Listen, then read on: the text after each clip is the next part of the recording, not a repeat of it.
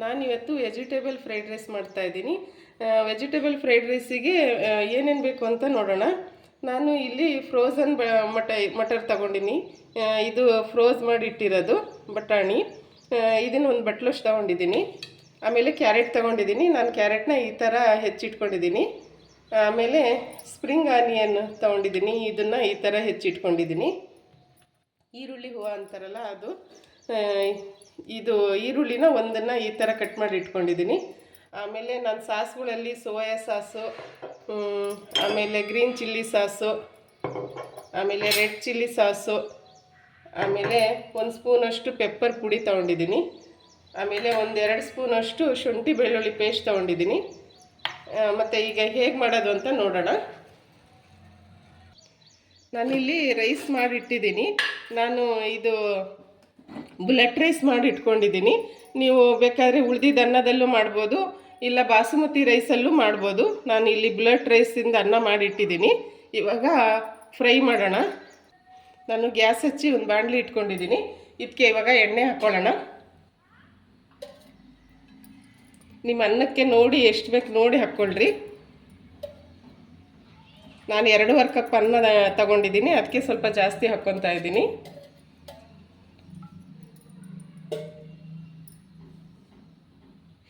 ಎಣ್ಣೆ ಸ್ವಲ್ಪ ಬಿಸಿ ಆಗಲಿ.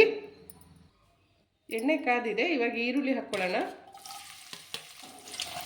ಇದನ್ನು ಸ್ವಲ್ಪ ಫ್ರೈ ಮಾಡ್ಕೊಳ್ಳೋಣ. ತುಂಬಾ ಬೇಡ, ಸ್ವಲ್ಪ ಕ್ರಂಚಿ ಇರಲಿ. ಸ್ವಲ್ಪ ಮಟ್ಟಿಗೆ ಇದನ್ನು ಫ್ರೈ ಮಾಡ್ಕೊಳ್ಳೋಣ. ಫುಲ್ ಸ್ಮೂತ್ ಆಗೋದೇನು ಬೇಡ, ಸ್ವಲ್ಪ ಕ್ರಂಚಿನೆಸ್ ಇರಲಿ.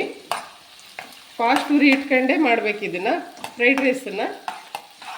ಯಾಕಂದರೆ ಚೈನೀಸ್ ಐಟಮ್ಗಳೆಲ್ಲ ಫಾಸ್ಟ್ ಉರಿಯಲ್ಲೇ ಮಾಡ್ತಾರೆ. ಅದು ಸ್ಮೋಕಿ ಫ್ಲೇವರ್ ಬರುತ್ತೆ, ಚೆನ್ನಾಗಿ ಫ್ಲೇವರ್ ಸಿಗುತ್ತೆ ಅಂಥೇಳಿ ನಾವು ಹಾಗೆ ಮಾಡೋಣ. ಫಾಸ್ಟ್ ಉರಿಯಲ್ಲೇ ಇಟ್ಕೊಂಡು ಇದನ್ನು ಸ್ವಲ್ಪ ಹುರ್ಕೊಳ್ಳೋಣ. ಇದಕ್ಕೆ ಇವಾಗ ಈ ಕ್ಯಾರೆಟ್ ಹಾಕ್ಕೊತಾ ಇದ್ದೀನಿ.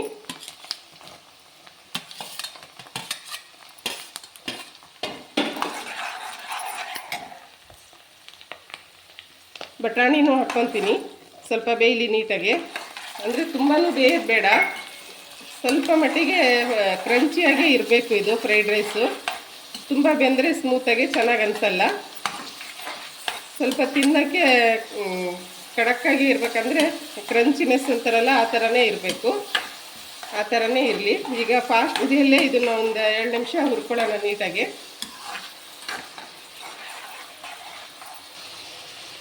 ನಾನು ಶುಂಠಿ ಬೆಳ್ಳುಳ್ಳಿ ಪೇಸ್ಟ್ನ ಈರುಳ್ಳಿಗೆ ಹಾಕಬೇಕಿತ್ತು, ಮಿಸ್ ಆಗಿಬಿಡ್ತು. ನಾನು ಇವಾಗ ಹಾಕ್ಕೊತಾ ಇದ್ದೀನಿ. ಇದನ್ನು ಇದರಲ್ಲೇ ನೀಟಾಗಿ ಫ್ರೈ ಮಾಡ್ಕೊಳ್ಳೋಣ.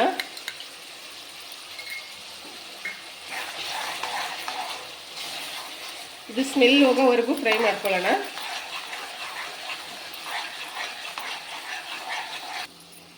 ಇದಾಗಿದೆ. ಇದಕ್ಕೆ ಇವಾಗ ನಿಂಬೆಹಣ್ಣು ಹಾಕ್ಕೊತಾ ಇದ್ದೀನಿ. ಈ ನಿಂಬೆಹಣ್ಣು ರಸನ ಹಾಕ್ಕೊತಾ ಇದ್ದೀನಿ. ಒಂದು ಅರ್ಧ ನಿಂಬೆಹಣ್ಣು ತೊಗೊಂಡಿದ್ದೀನಿ. ಇದನ್ನು ಇದ್ರಾಗ ನೀಟಾಗಿ ಮಿಕ್ಸ್ ಮಾಡೋಣ. ನಾನು 1 ಚಮಚ ಸೋಯಾ ಸಾಸ್ ಹಾಕ್ಕೊತಾ ಇದ್ದೀನಿ.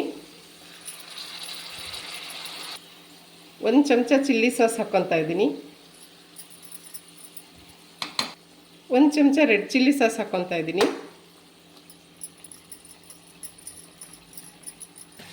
ಇದನ್ನೆಲ್ಲವೂ ನೀಟಾಗಿ ಮಿಕ್ಸ್ ಮಾಡ್ಕೊಳ್ಳೋಣ.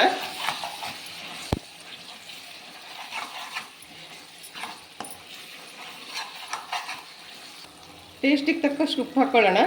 ನಾನು ಅನ್ನಕ್ಕೂ ಹಾಕಿದ್ದೀನಿ. ಅನ್ನಕ್ಕೂ ಜಾಸ್ತಿ ಹಾಕಿರೋದ್ರಿಂದ ಸ್ವಲ್ಪನೇ ಹಾಕ್ಕೊತಾ ಇದ್ದೀನಿ. ನೀವು ಟೇಸ್ಟಿಗೆ ತಕ್ಕಷ್ಟು ಹಾಕ್ಕೊಳ್ರಿ. ಪೆಪ್ಪರ್ ಪುಡಿನೂ ಹಾಕ್ಕೊತಾ ಇದ್ದೀನಿ. ಇದನ್ನು ಮಿಕ್ಸ್ ಮಾಡಿ ಇವಾಗ ಅನ್ನನ ಮಿಕ್ಸ್ ಮಾಡ್ಕೊಳ್ಳೋಣ.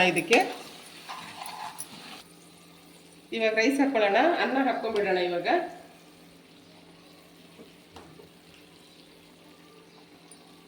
ಅನ್ನ ನೀಟಾಗಿ ಮಿಕ್ಸ್ ಮಾಡ್ಕೊಳ್ಳೋಣ.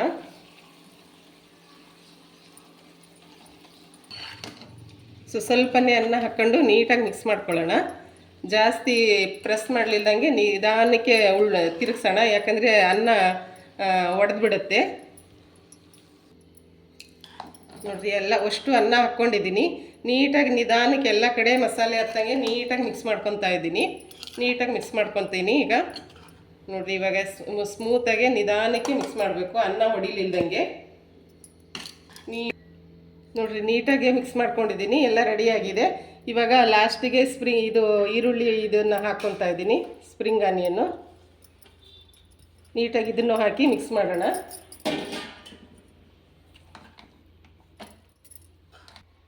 ನೋಡಿರಿ ನಮ್ಮದು ಫ್ರೈಡ್ ರೈಸ್ ರೆಡಿ ಆಯಿತು, ನೀಟಾಗೆಲ್ಲ ಮಿಕ್ಸ್ ಆಯಿತು. ಇವಾಗ ಟೇಸ್ಟ್ ನೋಡಿ ಉಪ್ಪು ಬೇಕಾದ್ರೆ ಹಾಕ್ಕೊಳ್ರಿ.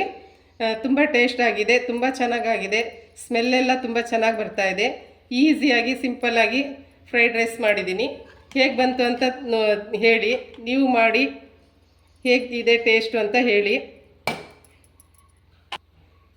ಹೆಲ್ದಿ ಫ್ರೈಡ್ ರೈಸ್ ರೆಡಿಯಾಗಿದೆ ನೋಡಿರಿ. ಸರ್ವ್ ಮಾಡ್ತಾಯಿದ್ದೀನಿ. ಎಷ್ಟು ಚೆನ್ನಾಗಿ ಬಂದಿದೆ, ಕಲರ್ಫುಲ್ಲಾಗಿ. ಈಸಿಯಾಗಿ ಮಾಡ್ಕೊಬೋದು.